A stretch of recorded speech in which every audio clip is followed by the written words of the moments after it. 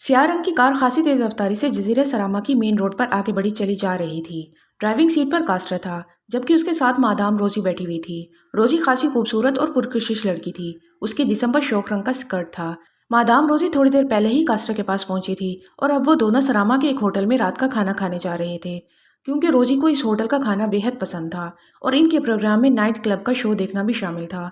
Caster के चेहरे पर संजीदगी के तासुरात नुमायां थे। क्या बात है कास्टर, मैंने महसूस किया है कि तुम मुझे बुलाते वक्त तो बेहद खुश थे, लेकिन अब तुम्हारे चेहरे पर उस जोश का फुकदान है। मैंने तो पहले भी पूछने का सोचा था, लेकिन फिर दूसरी बातों में मुझे इस बात का ख्याल ही नहीं रहा था। रोजी ने कास्टर से मुखातिब होकर कहा, मैं तो वैसे ही पुरजोश हूँ, लेकिन बॉस ने तुम्हारे आने से पहले फोन करके मुझे जहनी तौर पर उलझा दिया है, इसलिए तुम्हें ऐसा महसूस हो रहा है। वैसे फिक्र मत करो, अब तुम्हें शिकायत ना होगी। कास्टर ने मुस्कुराते हुए कहा, क्या बात हुई है मुझे बताओ, रोजी ने चौंक कर पूछा। पहले वादा करो कि ये बात सुनते ही तुम फौरन वापस नहीं चली जाओगी। कासरा ने कहा तो रोजी के चेहरे पर शदीद परेशानी के तासुरात उमड़ आए। ओह ओह, इसका मतलब है कोई अहम तरीन बात है, जल्दी बताओ, तुमने तो मुझे शदीद परेशान कर दिया है। रोजी ने इस बार इंतहाई बेचैन और सख्त लहजे में कहा। अरे अरे, इतनी भी अहम बात नहीं है। दरअसल मैं चाहता था कि तुम लंबे अरसे तक यहाँ रहो, लेकिन अब शायद कल तुम्हें जाना पड़े, इसलिए मैं सोच रहा था। बहरहाल बात सिर्फ इतनी है कि जब मैंने तुम्हें फ़ोन किया तो थोड़ी देर बाद बॉस का फ़ोन आ गया।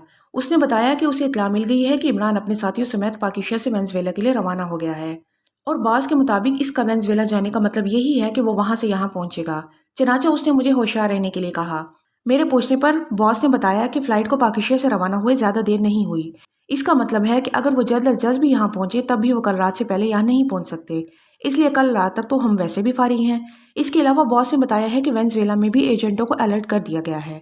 वो वहाँ इमरान और उसके साथियों की निगरानी करेंगे, और अगर वो वहाँ से यहाँ आने के लिए रवाना हुए तो हमें फ़्लाइट और इसके साथ साथ इमरान और उसके साथियों के बारे में मुकम्मल तफसीलात भी मिल जाएंगी। इसके बाद इनका खात्मा एयरपोर्ट पर ही कर दिया जाएगा। बस इतनी सी बात है, कास्टर ने जल्दी से तफसील बताते हुए कहा। ये इंतहाई अहम बात है कास्टर। इसका मतलब है कि जिस खतरे के लिए एक्रीमिया और इसराइल की हुकूमत परेशान थी वो अब सर पर पहुंच चुका है।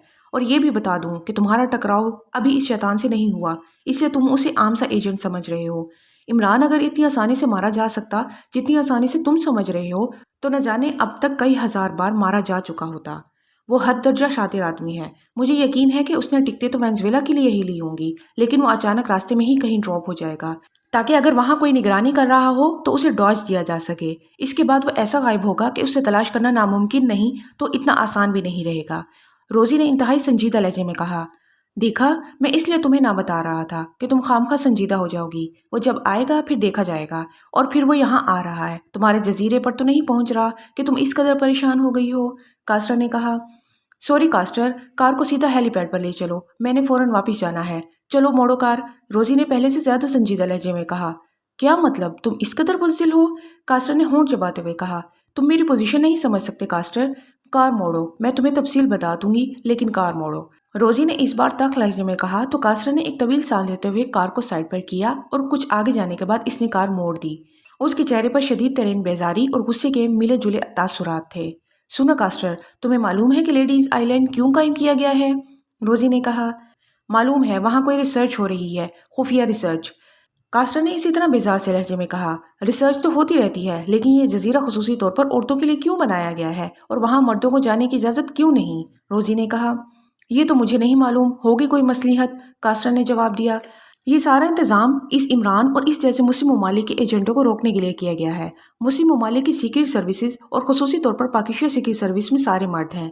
अगर कोई औरत है तो एक आध, इसलिए जजीरे पर औरतें रखी गई हैं ताकि मर्दों का दाखिला वैसे ही वहाँ ना हो सके।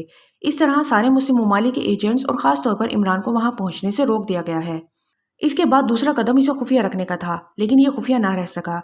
अब वो इमरान, जिसकी तरफ से एक्रीमिया और इसराइल दोनों को हकीकी खतरा था, इसके खिलाफ मैदान में उतर आया है, और इन हालात में मेरा यहाँ मौजूद होना इंतहाई खतरनाक भी साबित हो सकता है। इसलिए मैं फौरी तौर पर वापस जा रही हूँ। रोजी ने कहा।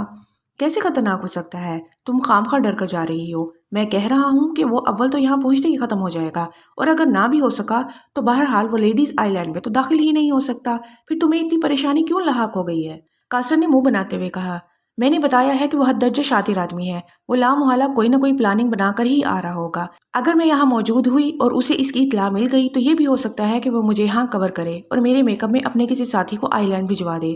پھر تم خود سوچ سکتے ہو کہ کیا نتیجہ نکلے گا، اس لیے میری یہاں سے فوری واپسی بھی ضروری ہے اور آئی لینڈ میں موجودگی بھی۔ البتہ میرا وعدہ کہ جب تم عمران اور اس کے ساتھیوں کو خاتمہ کر دو گے تو میں یہاں طویل عرصے تک آ کر رہوں گی اور تمہارے تمام گلے شکوے دور کر دوں گی۔ روزی نے جواب دیتے ہوئے کہا، اوکے، اب میں اسے اپنے لیے چیلنج سمجھوں گا اور عمران کی لاش کا تحفہ تمہیں دے کر تمہاری قربت حاصل کروں گا۔ کاسرا نے کہا تو روزی نے اس بات میں سر ہلا دیا۔